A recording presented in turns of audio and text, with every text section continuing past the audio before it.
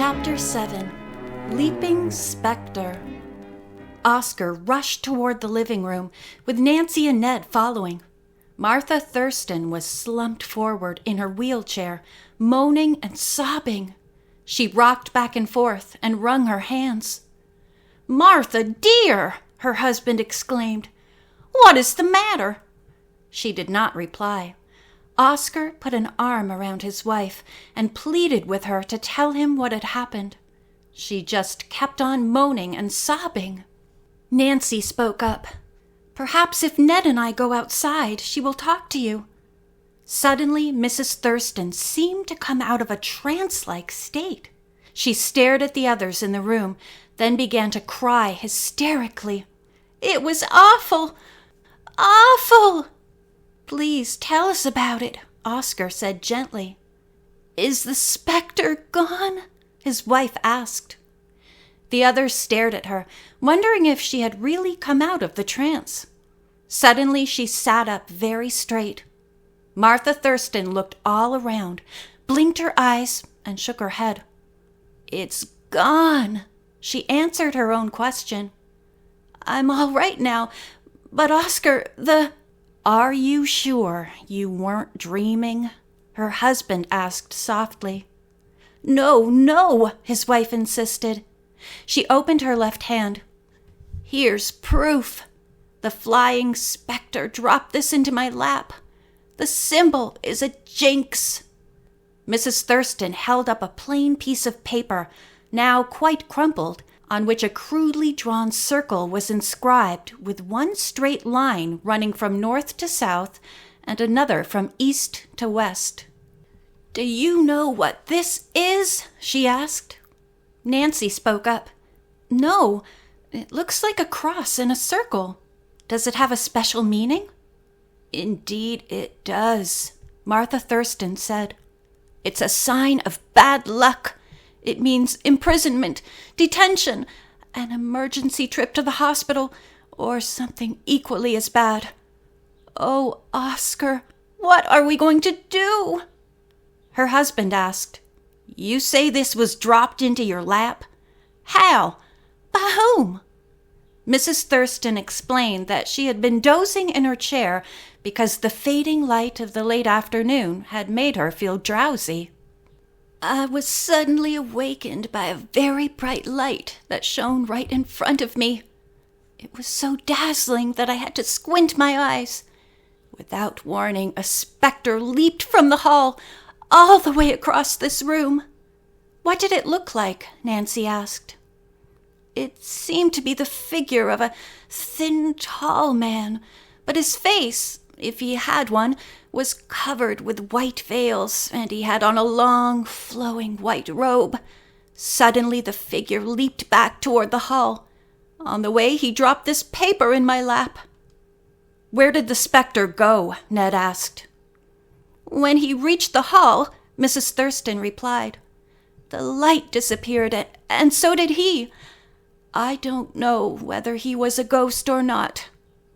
The woman closed her eyes, as if to blot out the sight.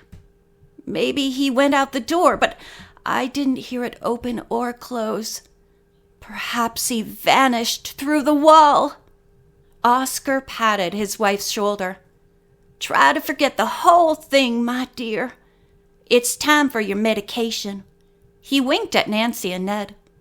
At once, Nancy asked if she might prepare some tea and toast for Mrs. Thurston, and the man nodded. "And Oscar, when you're ready," Nancy went on, "I'll be glad to fix your supper." Mr. Thurston turned to his wife. "Do you hear that?" he asked. "Wouldn't you like Nancy and Ned to stay and have supper with us?" His wife's whole attitude changed. She smiled and said, "I'm sorry I acted so badly. Your staying would be delightful, but it's too bad to put you to so much trouble." Nancy chuckled. "I don't mind, and thank you for the invitation. I'll call home and say we're having supper here." Nancy was glad to have the excuse to stay for another reason. She wanted to hunt around for clues to the specter. While she and Ned were in the kitchen, they discussed the strange incident. "I hate to say this," Ned remarked, "but Mrs. Thurston could have made that circle with the lines herself and then had a dream about the Specter." Nancy considered the possibility, but said she was inclined to think the incident had really happened. "The front door was unlocked, and anyone could easily come in," she added. Knowing that Mrs. Thurston was alone in the house, the Specter took advantage of a good chance to pull his spooky trick. Ned remarked that he thought Oscar was the most patient man he had ever met.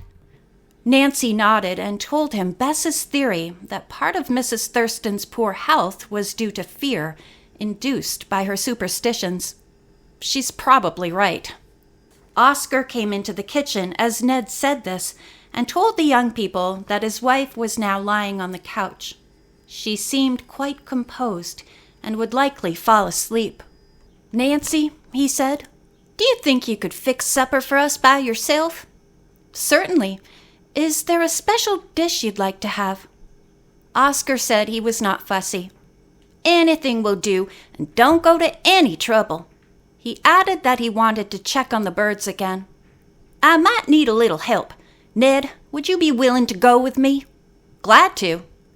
The two men went outside. Nancy hunted for the telephone. Finding it, she called Hannah Gruen to tell her where she and Ned were and that they were staying to supper.